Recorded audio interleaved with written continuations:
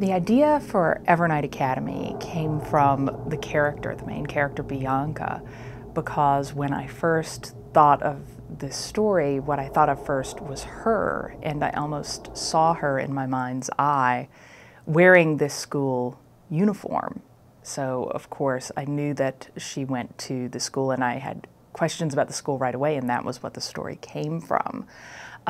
This idea of a place that was sort of dark and mysterious, very isolated up in the hills, where she would encounter all sorts of things, including vampires.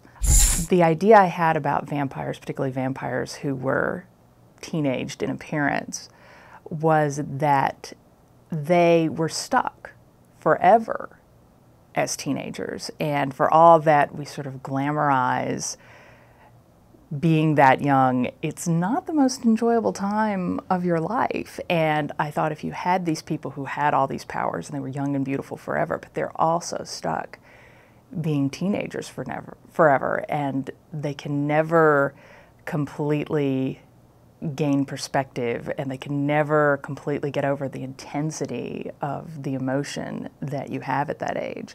And I thought that that was a really interesting way to look at vampires and at high school.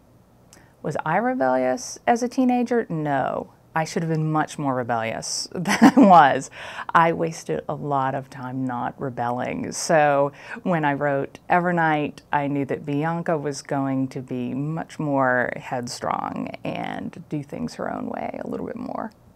How did I decide when to reveal the different plot twists and secrets in Evernight? And basically, I sat down and asked myself, what would be the most evil? What would really surprise and disturb the reader the most? And that's what I went for. Do I have any superstitions? I am a little superstitious about the number 13. If I realize that people have only left 13 comments on my blog, for instance, I get really nervous. Are there vampires walking among us? I have not run into any in New York. When I used to live in New Orleans, sometimes I wondered. Would I want to live forever? I don't think that I would, because it would all feel very liberating maybe for the first 100 years or so, but then you begin to lose the people that you care about. My next book is Stargazer, which is the second book in the Evernight series, and that is going to be coming out in March.